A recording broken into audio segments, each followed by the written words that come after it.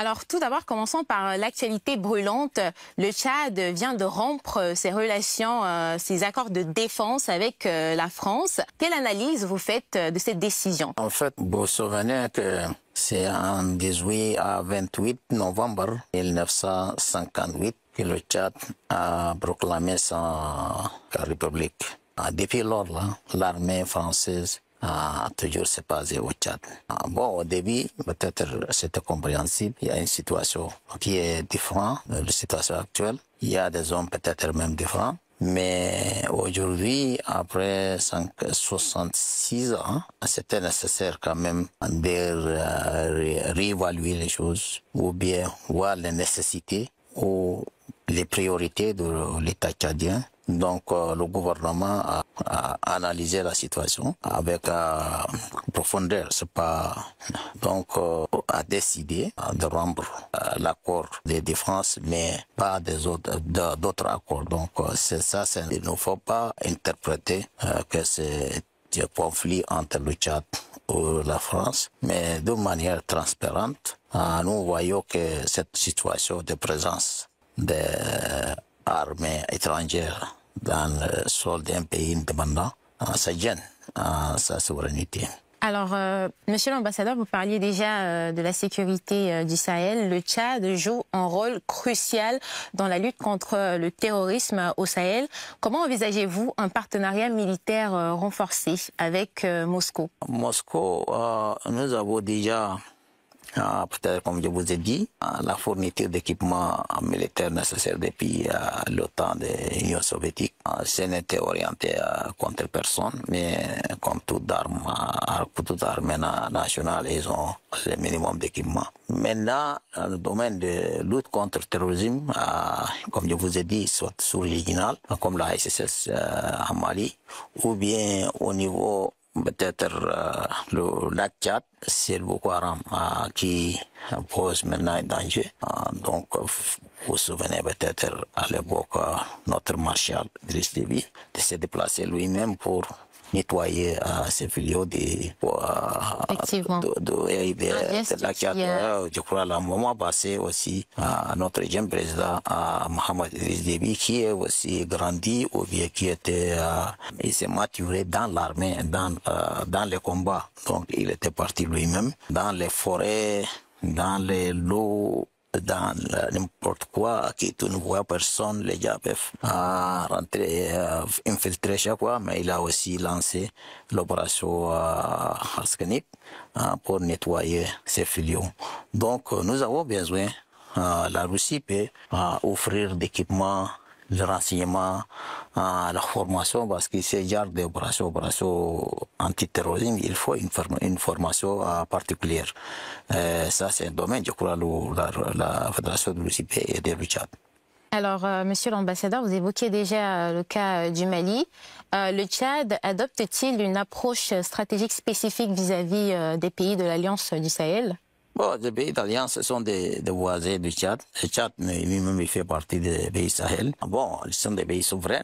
Ils ont créé leur alliance et tout. Alliance, c'est bon parce que tout le monde maintenant s'est réuni. Nous avons l'Union européenne, nous avons des alliances partout, des groupes régionaux, sous-régionaux et tout ça. Donc, qu'il y ait une alliance, je crois que c'est une bonne chose. Nous l'encourageons. Et en tant que pays voisin, nous entretenons déjà les relations excellentes entre nous et chacun de ces pays. Donc, pour nous, on prend note de cette alliance, on travaille avec eux comme on a fait par avant. Est-ce que vous envisagez une coopération avec ces pays-là? Déjà, nous avons la coopération, nous avons des représentations diplomatiques. Ce sont des pays voisins, nos citoyens d'un côté ou l'autre. Il faut la commerce entre eux. Ce sont des pays boulevards, des pays enclavés.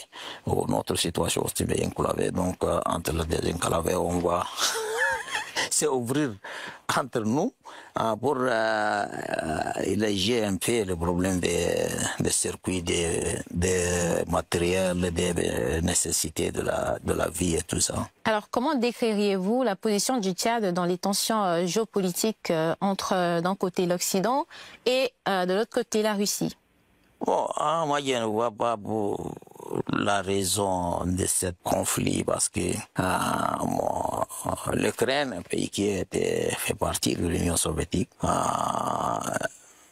la Russie a donné son accord pour que l'Ukraine soit indépendant, comme les autres pays États indépendants. Il y a une communauté, communauté des États indépendants des autres pays. À l'époque, il y a eu des accords dans lesquels l'OTAN ne s'approche pas vers la frontière de la Russie. Maintenant, cet accord a été violé et puis je crois la Russie était provoquée, non seulement provocation politique, mais aussi sécuritaire, parce que quand quelqu'un s'installe avec les armes nucléaires ou dans son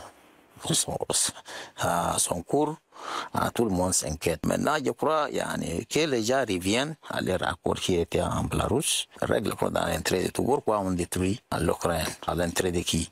Même les Ukrainiens, quel est l'intérêt de maintenant toute l'infrastructure est détruite? Bon, la Russie, je crois, est prête pour faire la négociation.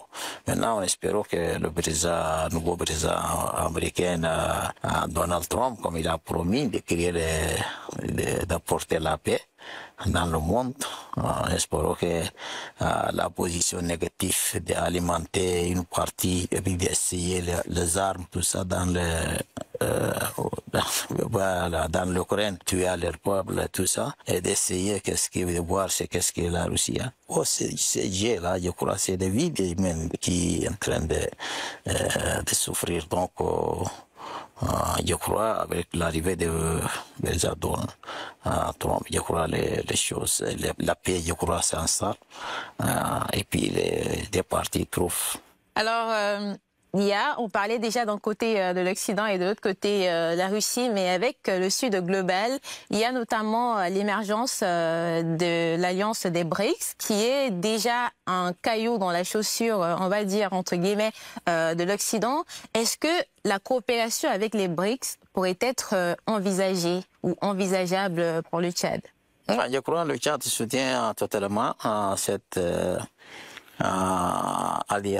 alliance ou bien l'institution qui rassemble tous les pays. Il y a des pays riches, il y a des pays de tous les continents, il y a des pays pauvres, il y a des pays africains dedans. Peut-être même on est majoritaire. Donc ça montre que je crois que c'est une organisation dans laquelle il y a injustice. C'est pas pour exploiter les anciennes institutions qui étaient établies après la guerre mondiale. C'est des institutions de gagnants qui a taillé tous sur les mesures de l'intérêt des vainqueurs de la guerre mondiale. Je crois que cette institution des BRICS, je crois que sera plus juste, va peut-être équilibrer le monde en créant un peu le multipolarisme au lieu de unipolarisme, je crois. Alors, merci, Monsieur l'ambassadeur, d'avoir répondu à nos questions. Merci, Maria. Et merci à vous de nous avoir écoutés.